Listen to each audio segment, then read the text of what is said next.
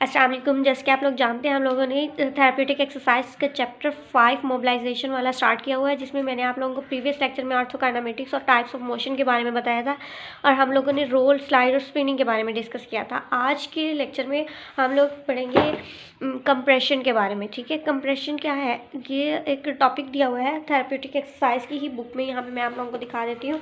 Other accessory motion that affect the joint, यहाँ पे ये वाला टॉपिक है, other accessory motions that affect the joints. ठीक है, इसमें कंप्रेशन आती है हमारे पास, ट्रैक्शन और डिस्ट्रैक्शन आती है। ठीक है, ये तीन है।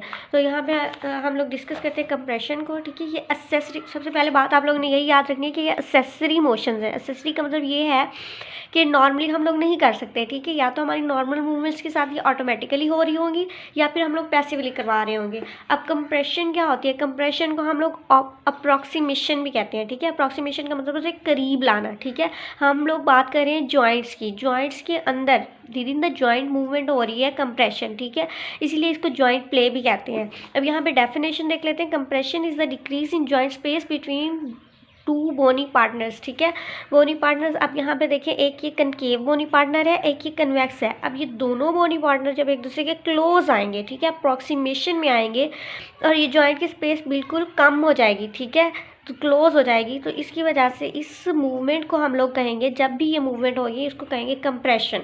ठीक है, ये बात याद रखनी है। अब कंप्रेशन के अंदर फर्दर कौन कौन से पॉइंट्स होती हैं, किस किस जगह पे हमारे जॉइंट में कब कब कंप्रेशन हो रही होती है और हमारे लिए कंप्रेशन अच्छी है या बुरी है। ठीक है, लेट्स सी। सबसे पहली बात है, normally occurs in extremity and spinal joints during weight bearing. ठीक है, जब भी हमारी बॉडी में हम वेट बेयरिंग पोजीशन में होते हैं, ठीक है, लाइक स्टैंडिंग पोजीशन में हम लोग हैं, तो उसमें क्या होगा कि आपके जॉइंट्स के ऊपर दबाव आ रहा होता है। ठीक है, वेट की वजह से आपकी सर्फेसिस जो है, बोन की सर्फेसिस, वो एक दूसरे के करीब आ रही हैं। अब करीब आने की वजह से वहाँ पर कंप्रेशन है, ये नॉर्मल है हमारे स्पाइन में भी और हमारी एक्सट्रीमिटी के जॉइंट्स भी, जैसे शोल्डर जॉइंट हो गया, एल्बो जॉइंट हो गया, नी जॉइंट हो गया, इन सब में होती है नॉर्मल।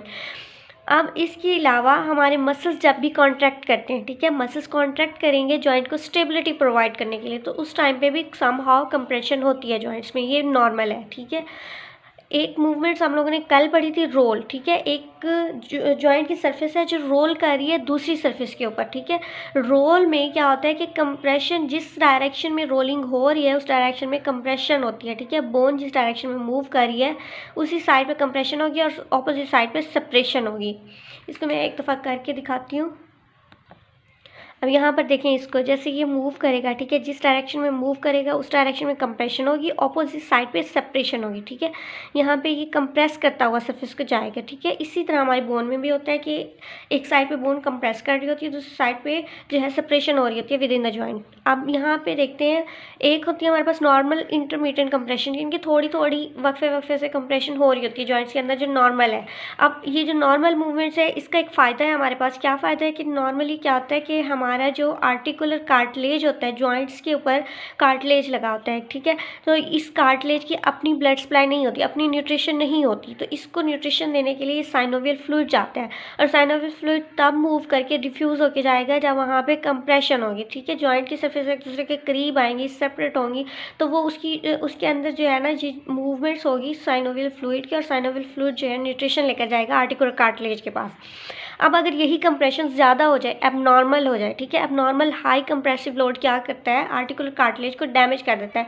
दो सरफेसेस हैं, आपस में एक दूसरे के करीब आ रही हैं। अब यहाँ पे ना सारा आर्टिकुलर कार्टिलेज सरफेस के ऊपर पड़ा होता है, जब ये बहुत ज़्यादा एक दूसरे के क्लोज आ जाएंगी तो ये डैमेज होना स्टार्ट हो जाएगा। ठीक है, ये हमारा प्रोटेक्टिव है, आर्टिकुलर कार्टिलेज एक प्रोटेक्टिव कुशन के तौर पर एक्ट कर रहा है। जब ये डैमेज हो जाएगा तो जॉइंट्स को बहुत ज़्यादा लॉस होगा। ठीक है, जॉइंट में स्वेलिंग हो जाएगी, तो ये कंप्रेशन जो है अब नॉर्मल नहीं होनी चाहिए हमारे पास, सिर्फ नॉर्मल हद तक, कुछ हद तक होनी चाहिए। यहाँ तक अगर समझ ना आया हो तो आप कमेंट्स में बता दें, मैं अगेन समझा दूंगी। उसके अलावा नेक्स्ट वीडियो में हम लोग ट्रैक्शन और डिस्ट्रैक्शन को डिस्कस करेंगे। ठीक है, नेक्स्ट वीडियो देखने के लिए मेरे चैनल की नोटिफिकेशन को ऑन कर लें। Thank you so much.